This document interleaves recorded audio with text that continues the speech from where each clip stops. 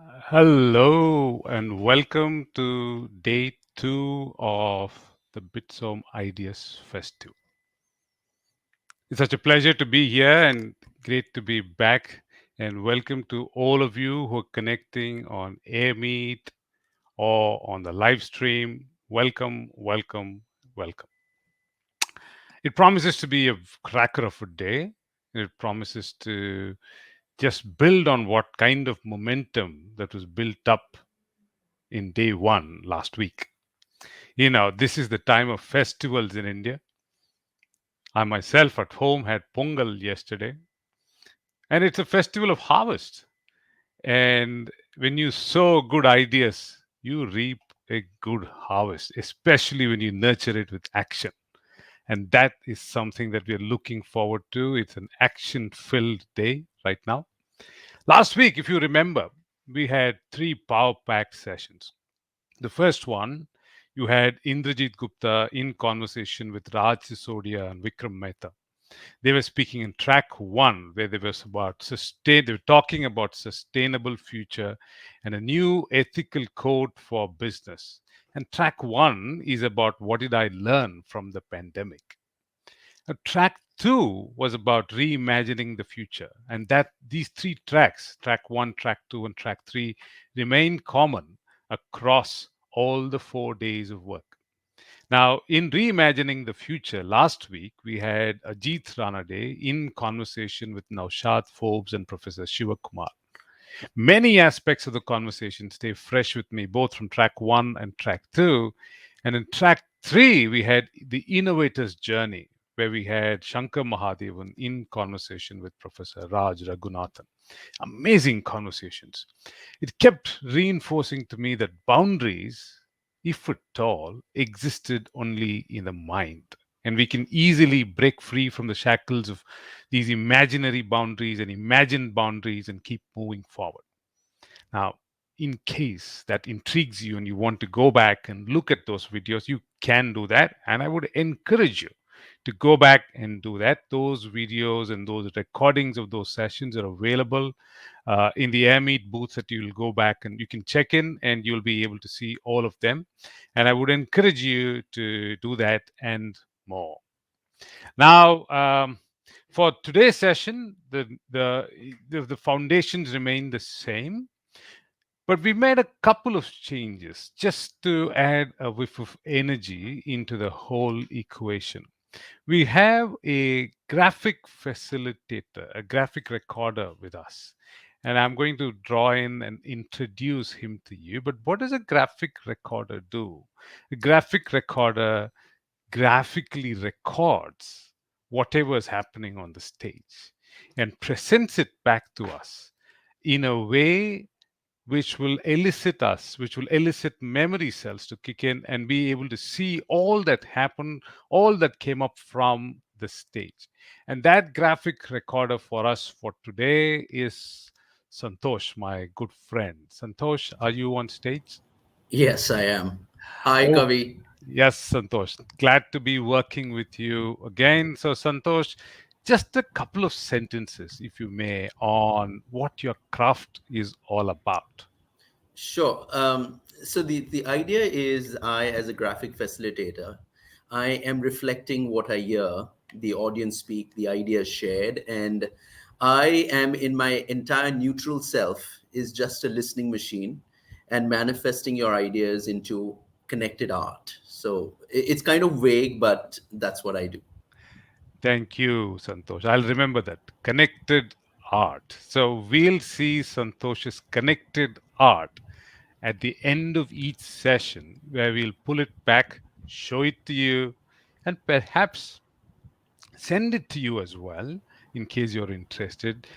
That in the past, Santosh's connected art has helped me recollect all that happened, all that was spoken in a session comprehensively in one slide. So, Santosh is going to be with us for today. So, welcome, Santosh, and we'll see Thank more you. of your art as we go forward. Sure. The Thanks, Kavi. second aspect that is new today is we'll have students from Bitsom who are going to be with us. And students and their perspective. is absolutely important for all of us to understand how things work. Whatever came from the stage needs to be processed at many levels. And when I work with students, I notice that there is always an intergenerational gap that students bring about and help bridging, because they're consuming and they're ensuring how we'll be able to work with things very differently that comes from the stage. So what we'll be doing today is to get students in, and they will be processing a few things that come from the stage as well. So at the end of each session, we're going to have students come in and talk about what they have picked up from each of the stage sessions as well. Now, finally, as you get started, please remember to keep the chat window going, because your conversations are going to be absolutely important for all of us to pick a few things up. And as we go forward, we'll play with it. And so your words and your conversations, your ideas that come from the stage are going to be ideas on the ideas that come from the stage are going to be extremely important. So please keep the chat window going. To kick off about what I learned from the pandemic, there's going to be a very interesting session by a gentleman who's not a stranger to many of us, a gentleman who is associated with this organization called iSpirit, Mr. Sharat Sharma, is in conversation with another gentleman who has done things very differently. And I will say only that much, and I will leave it at that for the organizers to bring up Sharat Sharma and leave you at that. I will see you in about 50 minutes or so. Keep your chat going, and we'll pick it up from there. For now, over to Sharat Sharma. Of non-profit technology think tank, iSpirit Foundation, which is focused on ushering in a new wave of technology product companies in India.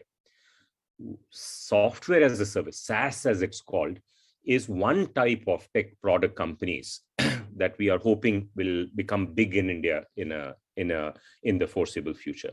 So now many of you may be wondering, what is SaaS? SaaS is essentially a software product that's running on the cloud. So if you're a business, you can go to a mall, a SaaS mall. One of those malls is called G2 Crowd, for example. You can go there, see all the products, try them out, and get started in minutes. Now, this type of buying of software is very new. It's a shift that has taken place in the world since mid 2000s. And it's a shift that actually we've seen take place in our personal lives in the last 20, 30 years. So this business shirt that I'm wearing, is a ready-made shirt. I've gone to a mall. I have seen many shirts. I've tried the one that I like, and boom, I'm ready to go. Now, this is not how it used to happen in the past. In the past, I would go to a darzi, a tailor, who would then customize a shirt for me. And even today, much of the software that is bought in the darzi model. And this is beginning to shift to the SaaS model. And while the darzi model will never go away, SaaS model is the future of the industry. So Zoho is India's largest SaaS company. Now, it is much bigger than Freshworks, which went public in the US recently. You don't hear so much about Zoho because it's bootstrapped. It doesn't have any VC money. So the media doesn't cover it as much, although it is one of the most important new age companies of the country. So how important is it? Let's kind of see if we can put this in perspective, right? So Zoho every day serves 50 million, more than 50 million employees, across many, many businesses, right? So how big is this number? So let's evaluate this. TCS has about 2,400 customers. Infosys has about 1,600 customers. Cognizant about 2,000. Wipro is about touching 800. So when you deduplicate all of these big four have roughly about 5,000 clients that they serve. And these are big clients. They have on an average between 8,000 to 10,000 employees. So if you total all this up, you can say that India's big four IT services companies, in the best case, are serving 50 million employees of all their customers, right? Something that Zoho does all by itself. So, so even if you look at Zoho from the perspective of SaaS industry, it is meaningful. If you look at it from the perspective of the IT services industry, it is very meaningful. It represents the new age product companies of India. So why should you listen to Zoho CEO today? You know, what makes this conversation important is that it represents not only a new wave of tech companies that will come, it also represents a new way of management. And you will see in this conversation why I believe, and many others believe, that Sridhar Vembu is an archetype of the next generation CEOs that India needs if we have to reach our fullest potential. So I hope you enjoy the conversation. It will tell you how India needs to build capacity in many areas. A new India needs to emerge, and it will tell you how it can do that in an inclusive fashion, in a fashion that carries our small towns of India, are many Indians who haven't had a chance to go to elite educational institutions, and how we can build a new India in a very inclusive way by taking people along with us. So with that, enjoy the conversation. I hope you like it. Thank you so much. So it's a great pleasure for me to be here with Sridhar. I'll start with a story. I remember a talk that Sridhar gave way back in 2008. I don't know, Sridhar, if you remember this. This was in Lee Meridian in Delhi. Oh. And Avinash had been, responsible for organizing it. And this was with a bunch of, NASSCOM people attending. And you were absolutely insistent that the cloud computing as a new platform for building applications was coming. And this is going to be transformational. And I remember there was skepticism in the room, significant skepticism in the room. And this is how I have known you all along, right? You are, I think you love being contrarian and being right. And that combination is what kind of makes you special. So is that your mental image? Do you see yourself in those terms at all, Sridhar, as we get started with this? I mean, I'd say I would like to be more right than contrarian. But sometimes if you have to be right, you have to be contrarian. Like it's obvious now that if you look at the bubble going on right now, I mean, Chandra tweeted, for example, there are more unicorns created this year, more than twice as many unicorns this year than the entire history of Indian startups. And you have been around the block enough to know what it means, right? Yes. So to say that there's a bubble is not contrarian, it's just, just historical observation. So I also get things wrong. Yeah. But I have a philosophy that when you know you're wrong, just make a U-turn quickly. So try to do this quickly. Yeah. And I think the other thing that is there is that there is this desire on your part to get to the bottom of things. And Yes. we've kind of once discussed this before. You are never happy staying at the bhajan level. You want to get to the Gita level, and not even at the Gita level, but really at the Upanishads level. Which is a great formulation to come up with. Yeah. To in anything and everything that you do. So you take your time to work through those levels. And then that reveals, I think, the truth. And if it turns out to be contrarian, so be it.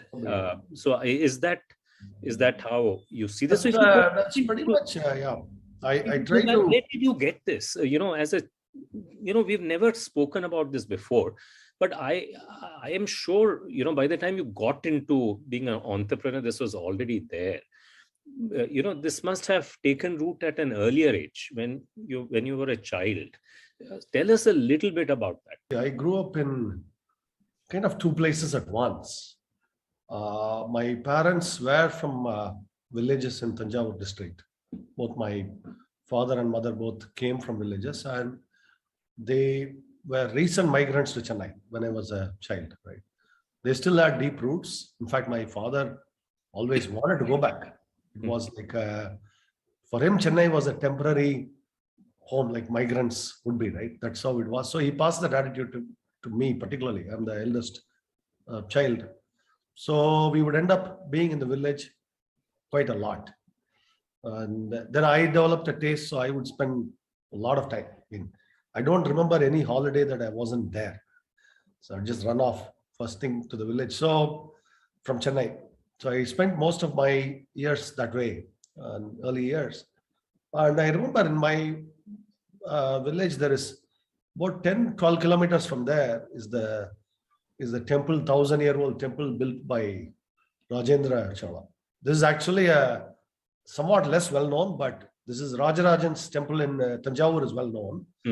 His son Rajendran also built a temple, and it's similar in grandeur, but it came after his father's temple. So it's slightly less well known, but it's also a grand temple. It's a really beautiful one, and you can Google it. It's called Gangai Kondam. In fact, this is to celebrate his win over some kings up north. The story is that he went all the way north and conquered some kings there and all that. The temple is to celebrate that victory. This is about 1,000 years old. I'd go there as a kid, maybe 8, 10-year-old, I remember. And I would think, God, we could build this 1,000 years ago. And yet, if you look at this whole region, and they're so poor. I mean, mostly huts, very, this is, I'm talking about 1970s India, right? Particularly even in South and everywhere. And there was huts, poverty everywhere. How could we have built this? And I know we can't build this today. I know that it'd be very difficult to build this temple today. And this was, I'm thinking in 1978 or 80 sometime. Why would the culture have it and lose it?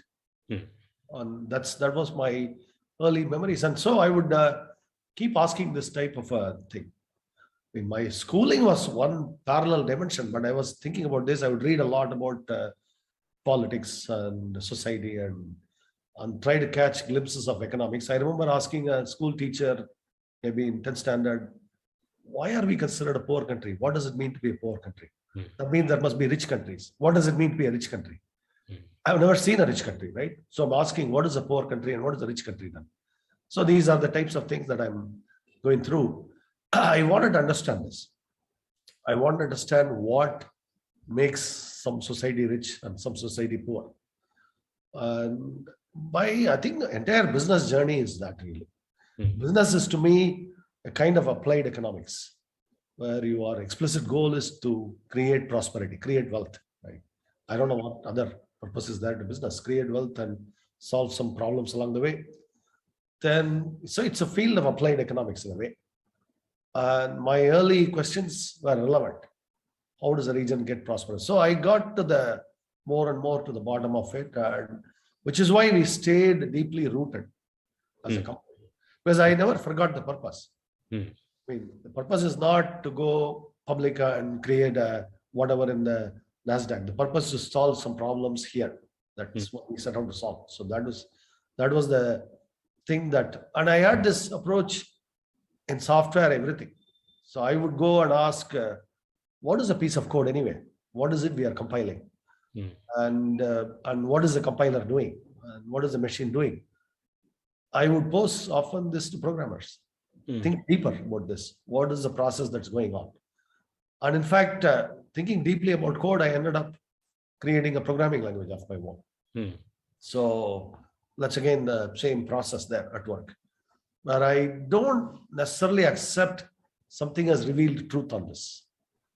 That I like to try to understand this from first principles. Then sometimes a new pathway emerges. To me, I could even make a case that probably this is the most optimistic period to be coming out if your intent is to be building for India in India, right? And so share your thoughts a little bit. I mean, you share this optimism that this is a great time for people to be coming out. Yeah. Yes. So this is definitely, there is the thing that is great about India now. We are a country of opportunity now, as opposed to say 40 years ago, where we were stuck in that socialist license Raj kind of mindset, where it was difficult to do anything, right? A lot of talent had to leave India at that time because there was, the government was intentionally driving people out in the sense of not creating opportunity, not even opening up opportunity. The license Raj, all of that. You need permission to do anything, basically. But today we have, really India is a much more of an opportunity society than most Western countries are now. In terms of going out, striking out on your own, all of that. It's obvious now. And so in that sense, I'm very optimistic. And I would also say within that, if you are sitting only in Bangalore or NCR and only thinking about those problems, I would say there is a much bigger India out there. And there is still smaller towns. And like I was in Gwalior, that's a smaller city, right? And I was in Pollachi. Pollachi is near Coimbatore. All these places really have even more abundant opportunity for striking out on your own. The reason is, what does an entrepreneur need? If you are 20, 25, you need a market opportunity to address, and you also need resources so that you can create your product or service offering. Both are important. And the other resources that go into it, you need a place, you need people to work for, all of that. All those are abundant in most parts of India. Rent is cheap, people are available, a lot of talent that is available to train, all of that. And if you're sitting only in Bangalore, you think only about Bangalore, you may not realize this, that how much bigger there is. But you do have that opportunity today. That's the great thing about India. And that to me is, we are only at what, 3 trillion, give or take economy. We could easily be 30 trillion economy and still have a lot of room to grow. And sometimes we lose focus on these core metrics, and these vanity metrics take over, especially because financial engineering is driving a set of vanity metrics usually in the business. What would be your favorite example? I mean, I often think of IBM as a great example of a wonderful company that lost its moorings in the last few years. This quest for 15% EPS growth, not from innovation, but from financial engineering. Correct. And by the time they woke up, to the silliness and stupidity of it, they had basically brought a wonderful company down.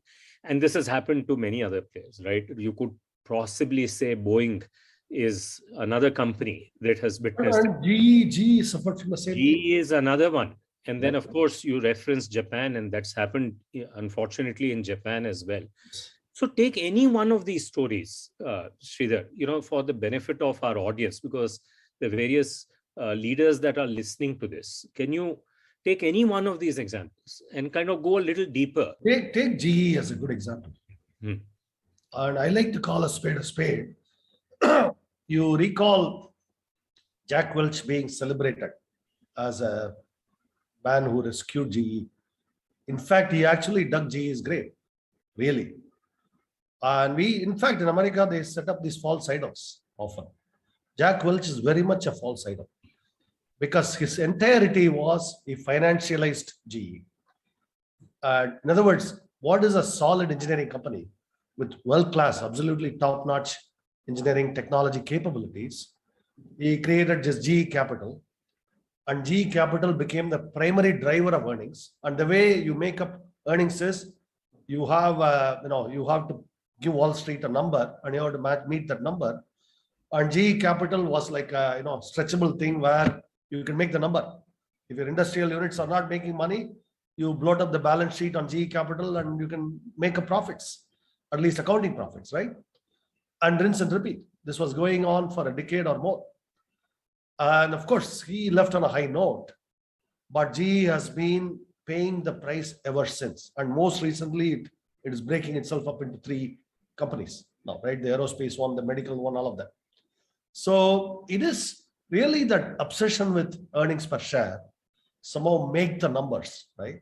And you mentioned IBM, that 15% EPS growth, and how they achieved is very clear. They bought back their own shares, reduced the shares outstanding. So with no growth at all in the underlying business, they were able to achieve EPS growth every year. This is something that is a playbook of finance. And your investment bankers will come and tell you your balance sheet capacity. When they say balance sheet capacity, it means that you are not borrowing enough. You could borrow and buy back your own shares and boost your earnings per share that way, right? Because you've extinguished equity in the company. So this is the approach, that the core of financialization, that so much of American industry has followed this playbook now. And this has been exported. This model has been exported to Japan is, I think, late to catch this disease. India has been catching it in bits and pieces. Even solid Indian companies have been, they have tried to financialize. So this is the thing that we must be aware of as people in business, and particularly experienced people should be aware of this. They should study the history of GE and understand who are the false gods we have worshipped in this, right? Jack Welch is a good one. And I would say it openly. No, I don't care. He's a false god and he brought GE down. Yet he celebrated as though he saved GE, right? In other words, he didn't invest in core engineering or R&D. But GE's R&D today is much poorer than it was when he started. And he bears primary responsibility for it by gutting the R&D. It's the same thing across a broad spectrum of US industry. And in India, unfortunately, we have been kind of tempted to follow the playbook, I'd say. Not invest in R&D and not invest in basic capabilities. Instead, go for this allure of cheap finance. It's easy to borrow and easy to build up EPS numbers through balance sheet engineering, or what the Japanese call Zytec, the financial engineering, right? So this is the approach that we must be careful to not copy. Okay. And unfortunately, a lot of trends point that way, particularly when there is easy money around. It's tempting to take it. And these companies should be studied as, why did such glorious companies, whether IBM, which had some of the world's best research, and GE, again, excellent research departments, why did they go wrong? Where did they go wrong? This must be studied carefully. We have borrowed the playbook from the US. We have uncritically accepted a certain ideology, business philosophy that was imported. Okay. And gutting the R&D or not investing deeply is very much part of that. And that became our model in so many ways. For example, even it's not just R&D in terms of research labs. It is also boring things like manufacturing prowess. A lot of that we did not choose to invest in because we, asset-light models, for example. In other words, the vision of a company is that you have a very good marketing, you have very good finance, and you outsource all the rest. Somebody else will do the sweat work, whether it's inventing product or whether it is building the product, all of it. Someone else will do it. This has been the approach in the US, and we have kind of uncritically imported it. I mean, I would challenge even notions like core competence. For example, I'm going to go there. I'm going to, take core competence as an example. This has kept, for example, the IT services industry in India from investing in products or semiconductors or cloud infrastructure or any of these businesses, on the mistaken idea that these would mean we are staying away from our core competence. On the other hand, I would ask, what is the core competence of Amazon? How is it that a retailer is the leading cloud infrastructure company today? And why is it that they are also making movies? In other words, you actually notice that the really champion companies coming from America are not actually following the business school ideology taught there very much. In fact, is it Apple's core competence to build the M1 chip? Ask. Then why is it that our IT services companies won't build cloud infrastructure or semiconductors or fabs or whatever, right? This is where I think we have not been sufficiently imaginative. Instead, we have taken certain buzzwords like core competence and earnings per share metrics, buzzwords and metrics, and we have applied them uncritically. That is my criticism of where we have been. And this is and therefore it is very important, the kind of heroes that we choose, because they tell the story. So for example, we are one of the 5 countries in the world which at least has a COVID vaccine, right? And the credit for that in many ways goes to Dr. M.K. Bhan, who was really shooting for getting the rotavirus vaccine. He went to every Western company and said, would you please build a vaccine for rotavirus? I want rotavirus to stop in India. It's killing too many children. And they said, no, I mean, it's not worth our while. And so therefore, he set his, he dedicated his time and energy to make that happen. BIRAC came up. BIRAC ended up funding various players. One of the rotavirus companies is Bharat Biotech. And now that we could do one vaccine well, and Bharat Biotech, I believe, has some 80% market share worldwide on the rotavirus vaccine, that opened the door to even manufacturing vaccine. Now, between manufacturing vaccine and creating a vaccine, we of course put Serum Institute on a higher pedestal than the person who would actually create a vaccine, right? Yeah. So I think we have this relentless kind of a desire to play this, to see the world at a superficial level. The core competence, I shouldn't even use the word competence, the core capability that you create in the country, right? Which is sometimes not big in size, but maybe very material and strategic in nature, because it brings you into one of those 4, 5, 6, 10 countries that can do that, is somehow it doesn't get the attention that it seeks. So we've done that in space. Thankfully, we are doing it in some areas like payments and a few other digital assets. We have the potential to do it for vaccines as we go forward. But we need to think much more deeply, because if we don't, then our economy will be an economy of assemblers, will be an economy of people who are doing job work, right? And all said and done, that value add is very limited. So we need to bring this mindset shift about as we go forward. And I'm hoping, that maybe the audience that is listening in, buys into this proposition and makes a commitment towards that side. Absolutely. And you captured it absolutely right. And I would say even more strongly, given the size of our nation, given the number of children we have, it's about 24 million a year, there isn't a sector or activity or a technology we cannot, we should not aspire to participate in. I would put it that way. Because we have, such a big population base that this is not a small country where we must focus on only a couple of industries and buy the rest. We are a country so large with so many, we must excel at everything. This is not lack of focus, because we have, there's 24 million babies born a year. So this is what I would say. And so anybody arguing that, India is not good at this, we should not focus on this, I would dismiss that argument right out of the gate. We should aspire to do this well.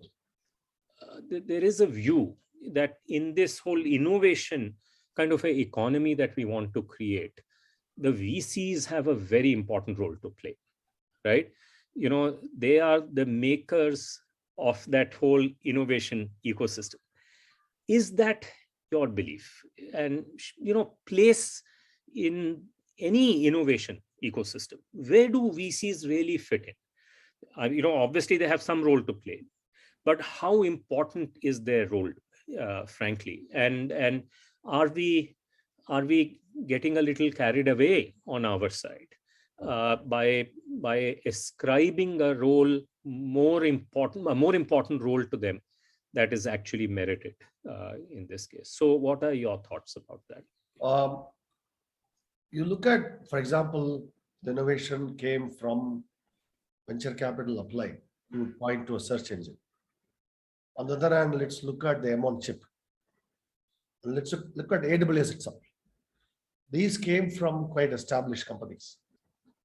In fact, so many cloud companies now would not exist in the present form without AWS, right? They essentially created an entire new category of infrastructure, right? So you have both.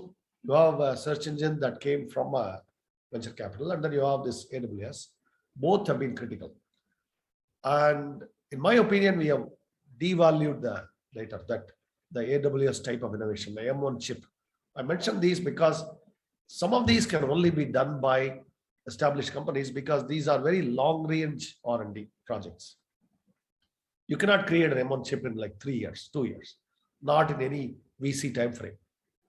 The same way you cannot create an AWS in few years of R&D. You have to have been working on it for a while, and you have to have deep pool of resources, both human resources, people, and talent, and financial resources, all of that.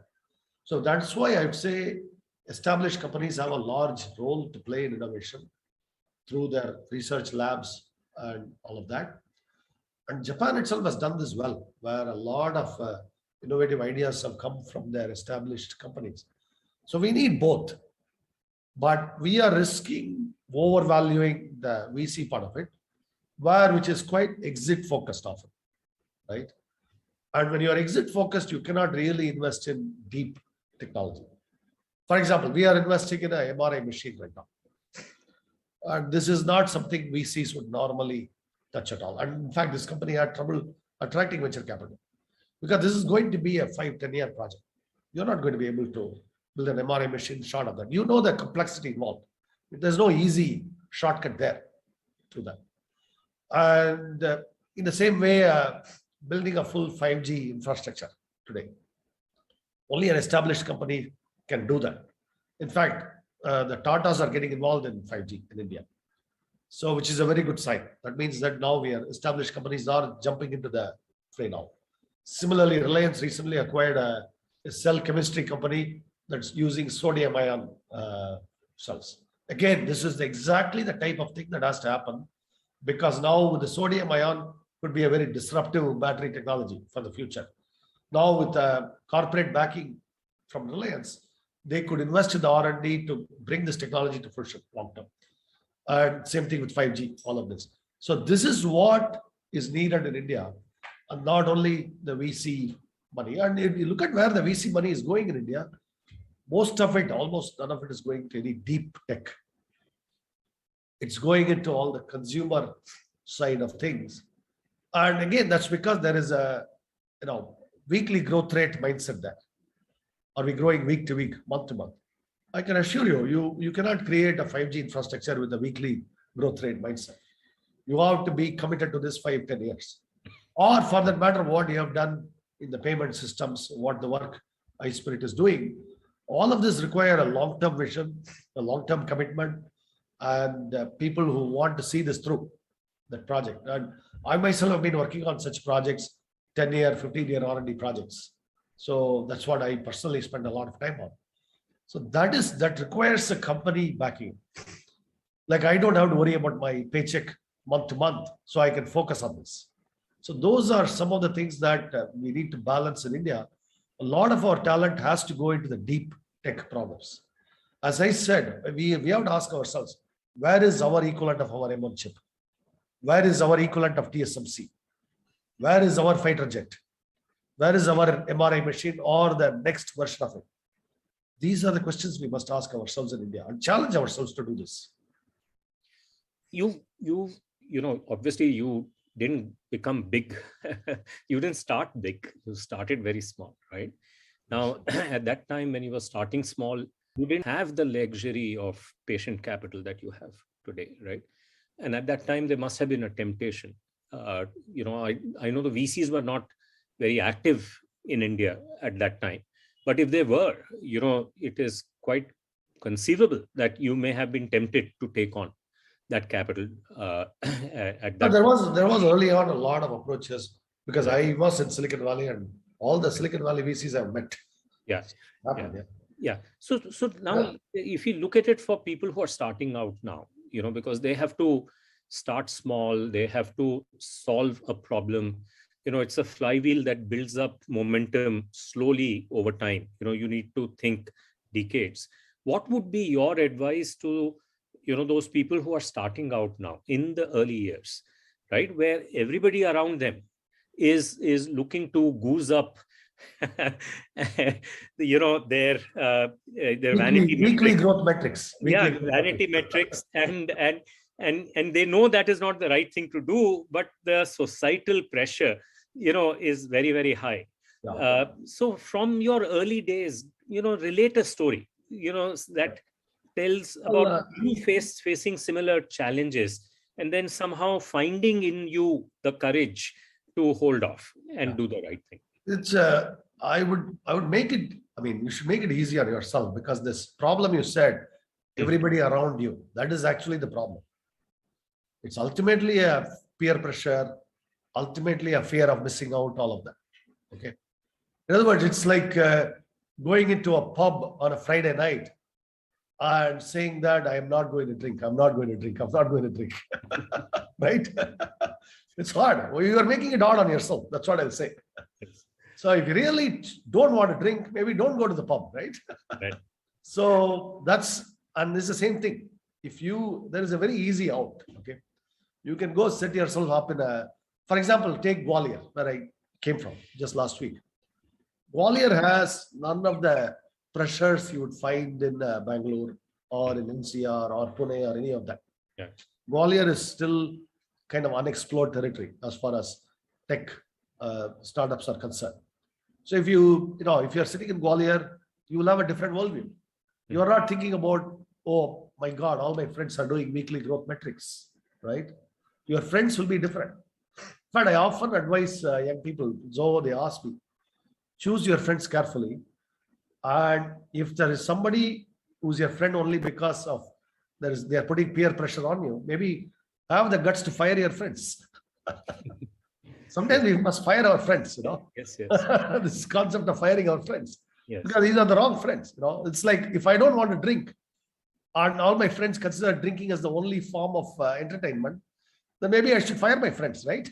Yes. So Yes. that's all there is to it. And if you remove yourself, and the world is a big place. If you are in Gwalior, if you are in Pollachi, you are not thinking the same thoughts you are thinking in Bangalore or in Pune, right? Honestly, that's the truth. So that's I just make it easier on myself. It's not like I have enormous courage and willpower, like you said. I just choose to go to a different place where I'm not under that same pressure. That's all. So Right. that's an So easy hack, as they say. Yeah, I love the way you describe that.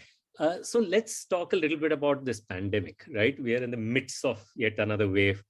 Hopefully this will, give us some level of herd immunity, right? I mean, nature seems to be working in its own way to tone it down, right? And things may start looking up later this year and from this point onwards. But it will have a lasting impact on the psyche of people, on the psyche of various leaders. So what do you think this lasting impact would be? What have you taken away from all of this? That's left you and Zoho a different, you a different person and Zoho a different company. And, hopefully, that insight may have applicability to many other people as well. Clearly, a principled form of localism is important. I mean, we cannot be this. We have to be rooted and connected. So that means that, for example, we have to have reasonable degree of self-reliance on basic goods, technologies, all of that. if every screwdriver has to travel halfway across the road, the world to arrive here, and your supply chains are so complicated, it's lack of resilience. Okay, and we have built this hyper non-resilient systems right now in the global economy, and it's clear that this has to give way to more resilience, which means that a, a principal form of localism and more self-reliance, and this can be done. And that's what I take as a deeper lesson from the pandemic itself, from the economic lesson. The social lesson, the rootedness is important, because one of the early decisions I made, the company, this was in early March of 2020, I asked all our staff to go home, go back to their hometowns. We were the first company in India to announce the lockdown, but I didn't think of it as a lockdown. I thought of it as, I don't know what's going to happen with the pandemic, but you're better off going back to your roots, going with your folks, your friends and family, where you are from, rather than stay in Chennai, maybe often alone, right? Many of them are bachelors alone. I said, you're better off with your friends and family at this time. That proved to be a good call, because that now a lot of people actually are refusing to come back. They love their hometowns now. So we have actually now are creating offices in wherever our employees are, including, for example, we recently are opening one near Patna. There's about 20 plus engineers who had come from Bihar to Zoho. They were working in Chennai. They said, hey, we have gone back to our roots. Would you mind opening an office there? So I said, sure. And we are now in the process. I think we may have already opened one, but we are in the process of opening one near Patna. That's an example. And this is something that I take very personally. This is actually very important, that people stay rooted to where they come from. At the same time, be connected, rooted and connected. That's how I describe it. Yeah. So Sridhar, one of the I go back to again 2009 or so time frame, when we used to interact very actively, right? We used to have this thing about making India a hub for global SaaS, right? And you always had an abundant kind of a mindset. Your thing was that even if people leave Zoho and set up new companies, you're okay with that happening. And in fact, we saw, Freshdesk emerge in that fashion.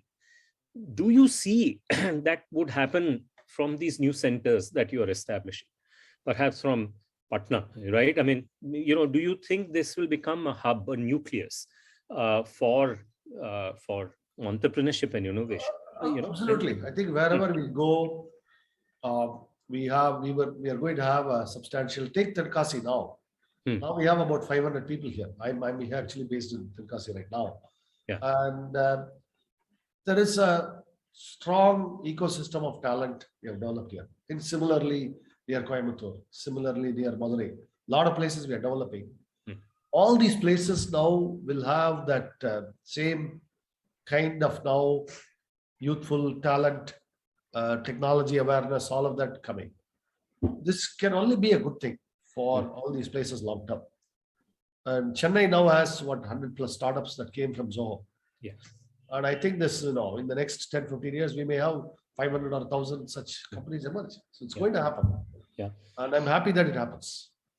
So I think we've been going on for some time now. So I have only a couple of more questions, Sridhar. One is that, look, every other country that we look at, when we think of their multinationals, they have a character of their own. The Japanese multinationals are different from Korean multinationals, which in turn are different from, let's say, the German multinationals, right? And but somehow the Indian multinational culture is a faithful replica, as you mentioned, of the American multinational culture. I think with Zoho, you are bringing a new way of thinking, right? You still have a very loyal workforce, right? I mean, if you go on Glassdoor, you're right at the top, right? Very happy kind of a workforce, but it is organized differently than would be the case, if you were an American multinational. So as we evolve this idea of an Indian multinational, what should be the ethos of an Indian multinational, over the next 10, 20 years? What are some elements that come to your mind? And that is something that, everybody should be looking at much more seriously, so that we can craft this idea of an Indian multinational. First, you mentioned that we are a nation of low self-esteem still. We still haven't gotten over the colonial hangover.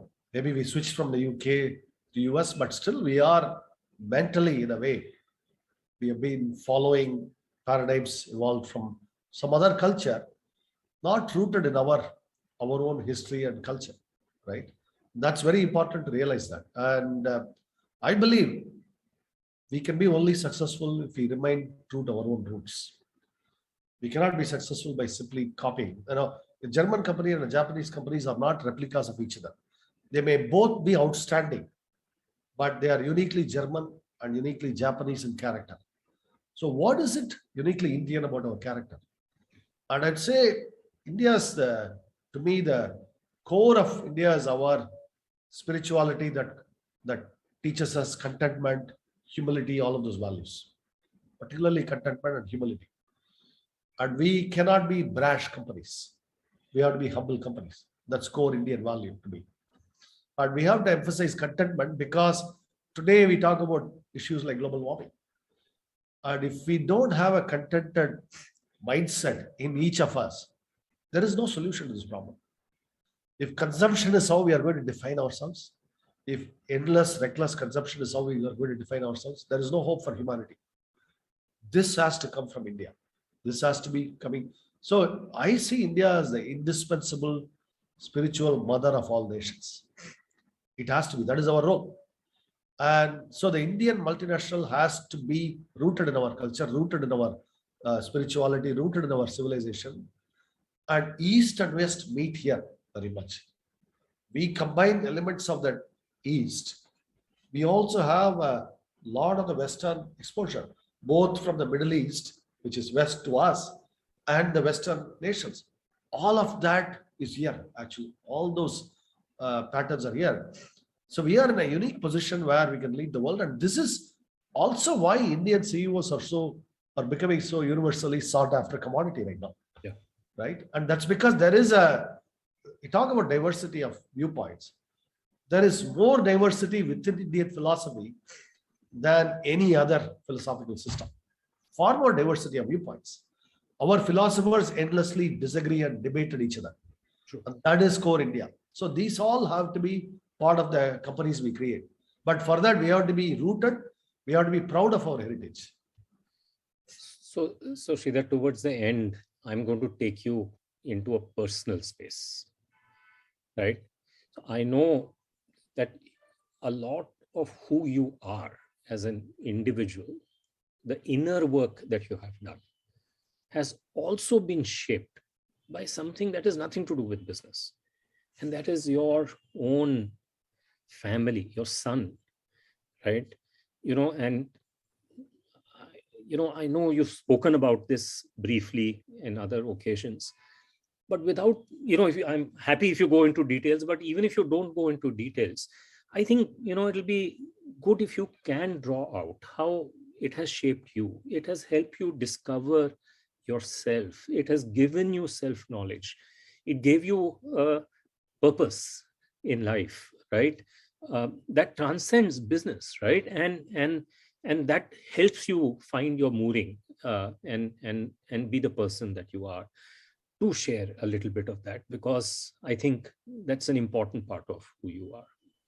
So as I have talked about before, I have only one son, and he has been fighting autism.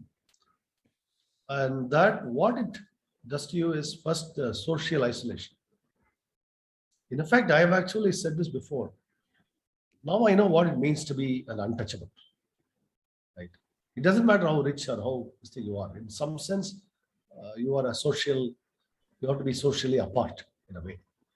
There's a lot of families with kids with autism in particular will tell you this. You really cannot go anywhere. You cannot go to a restaurant. You cannot go to a movie, any of those things. All the normal things you take for granted become practically impossible. You cannot even go to a temple often. So that means that, it's the way I already had a certain, due to my rural background, certain thoughts and ideas about, I told you about poverty around us, all of that. This experience made me even more identify with our rural people, particularly the people who are at the bottom end of our society. And this has been a key factor in how Zoho has shaped itself. In other words, I've always said that we want to hire people to whom our existence will make a big difference in their lives. And hiring somebody with a fancy credential, they're anyway going to get a job. They'll get a good job. Our existence is not a big deal for them. If we didn't exist, no, they would be fine. But a lot of the people we hire, for whom our existence makes a big difference. And a lot of the places we go to, we are often the only employer of note who will go, right? And so I have always felt this because I want to go seek where other people are not going. And that came from this personal experience. And I've often felt that this is how untouchables must have felt. And that's really core of, I can personally feel that experience. And it's not, money doesn't change this equation. As they say, it's not, it's only ever more ways to screw up yourself in many, many ways. But I realize that the core of it is this, and then I can point money in useful directions. Money is an instrument then. And that's how I've lived my life now. And that's how the business has also run in many ways. Thank you so much, Sridhar. Good, fascinating conversation. Thank you. And what a conversation that was. I've always maintained and always believed that our experiences shape us. And Sridhar Vembu's conversation, that only got reinforced that our experiences, our deeply held personal experiences and beliefs, shape us and shape our actions, and in this case, shape the futures of many, many thousands of people. So, what are you going to do? Fire your friends? Relocate to Gwalior and Pollachi? Or think about getting rooted and connected? These are great ideas for you to think about. And as you're thinking about, we're just going to bring back our friend Santosh's art, connected art, as he called it. We're going to bring it up on screen just so that you get a share. And this is how that art looks like for you. So this is you can please, if in case you want to see a bigger version of it, just go and maximize the screen, which is up there. So this is live as he is scripted, and this is time-lapse video of the whole thing as he's just drawn all of Sridhar's conversation. That conversation is coming up on your screen as I speak. Now, at the end of it, this will stop at an image, and that image may possibly be highlighted for you. You can just click on the maximize button at the right upper top of your screen, and you'll be able to see it in one full picture. And this is going to be made available to you as well. And because it's going to be made available to you, when you look back at this picture, you will be in a better position to recollect many components of what Sridhar spoke about. It's absolutely important that we do this because then it makes it worthwhile. The time that we've spent, this 1 hour that we've spent with Sridhar, these images trigger our thoughts. And even as these images trigger our thoughts, I am going to request us, each one of you, to just open your chat window and just go ahead and type out two answers to two questions as I call on the next set of students who are going to come in, and we're going to have a conversation with them. So here are the two questions for you. Question 1, what did you find agreeing to? in what Sridhar Vembu was saying? What did you agree to? You were saying something that makes sense. What did you agree to? That's question number one. And question number two, so what are you going to do about it? Any one thing that you think you should go out and try, even if it means, look, I'm going to make a plan for change. That is good enough as well. So, two questions for you. What did you find agreeing to? And second, what are you going to try and do about it? So as you go about, please go on, hit the chat window and put in your comments. Your comments are extremely important for the rest of us to have a collective shared experience and also to make the most of what we gain from the stage. So it's not something that you're putting it out into a black hole. Your comments are being read, and your comments are extremely important for all of us to collectively process what's happening here. So it's extremely valuable. Please go in and put it out there. You never know who's going to read that comment and what impact it's going to have on that person. Now, as we go forward, I'm going to invite two students here, and these students are coming in here to talk about what their perspectives and their impressions are from Sridhar's presentation and Sridhar's conversation. We're just going to have a small, very quick conversation. So, so go ahead and introduce yourselves in 30 seconds, please. I'm not going to steal the thunder by talking about you. So please go ahead and talk about yourselves, please. So good evening, everyone. I'm Nandini, and I'm a first-year student at the BIT School of Management. And before studying at the BIT School of Management, I was an educator, and I worked with the Shiv Nadar School in Faridabad, which is very close to Delhi. Welcome, Nandini. Thank you. Yes, It's a Shrikar. pleasure to be here. Hello, everyone. I'm Shrikar. I'm also a student from the founding batch. I was a legislative assistant to a member of parliament, and I also worked in rural Himachal Pradesh. Lovely. Okay, that's some diversity to have. Okay, so I'll ask Nandini first. So from Sridhar's conversation, what stayed back with you? I think going through the entire session, it was just a complete summary of whatever 6 months of classes I've had, starting from a strategy session to an economic session to an OB session to actually thinking about social responsibility and base of the pyramid.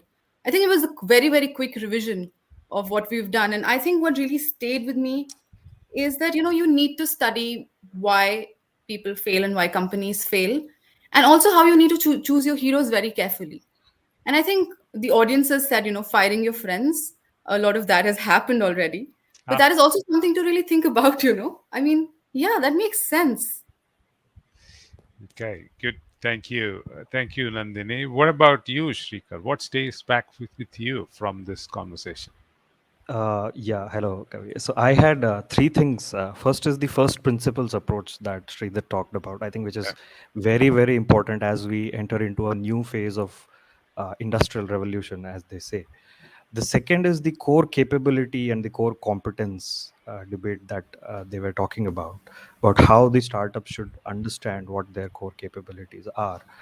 And the third, I think, which because I worked in rural India, and I know kind of the problem that happens there is can the Indian businesses take businesses away from the cities, or at least a part of it, into the rural India and help build that ecosystem also, because there are so many people who do not have opportunities, and there is market failures, as they say, of healthcare, education, even retail in those places. And I think what Zoho is doing in Punachi or Patna, I think there are so many others who can do the same.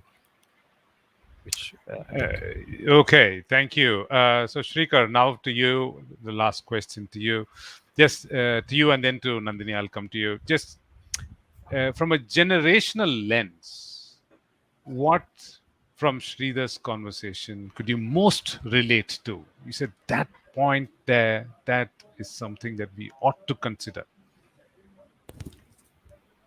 Well, I think I would go with the Indian ethos question that he talked in the last. I mean, that's quite a paradox, I guess, because but But I think it's important that as a country we understand our roots and know where we are coming from, because India is not like the Americas where it was a new kind of new world. It's an old world. India is one of the oldest civilizations. We kind of lost the touch with our roots, and I think as much as we want to forge into the future, we also need to be rooted in our culture. Not the bad part of it, but the good part of it. Okay, you must fire your friends. Nandini, what about you? I think what I most related to was the fearlessness with which he was okay with being a contrarian. I really identified with that. And I think that is so important to step out and really stick to what you believe in and, take it through the way. So, yeah, that is what I related to. What are you going to do about it? I'm going to not do any more surface level thinking, go down to the Upanishads, and then stick to what I believe. Okay, interesting. Shrikar, what do you think? What are you going to do about it? Well, I'll first need to go back to the entire video again, and because there is so much to unpack now. There is so much to unpack, I think. So I'll just need to go back again. I think I need to go deep first here before I go deep elsewhere. Okay, all right. Thank you, Nandini. Thank you, Shrikar. It's been a pleasure speaking to you. Thank you. You'll always be founding members of the Bitsom batch. That is never going to go from you. So thank you and many congratulations to you. In case anyone else wants to look at what is Bitsom, what kind of school it is, and all the other aspects of Bitsom and the features of Bitsom, there is a video that's there inside AirMeet. There's a 6-minute video which details out all the facets of Bitsom, which we would encourage you to go back and check out. It's something fabulous, and you'll understand much of the points that came from the students today and what's going to come up and what we've experienced firsthand in working with them. You'll see much more of it in action in that video. You'll be able to see and you'll be able to appreciate where this is all coming from and the depth of what they do. So we move on now and we go on to our second session, and that's a cracker of a session again that's coming up. And I say cracker of a session with great confidence because of the fact that it's being led by a thought leader of great. I'm very fond of his thoughts and his ideas of fast paced at the same time, very deep. So without much ado, we're going to get to session 2. Please sign up. If you're on YouTube, you don't have to do anything. If you're on AirMeet, you'll have to exit and get to session 2. And without much ado, I hand you over to Harish Chawla, and I will see you at the end of that session. So if you're on AirMeet, please end the session and log into session 2. If you're on YouTube, you don't have to do anything else. You will automatically be transitioned into session 2. Over to you and to the organizers to make the switch, please.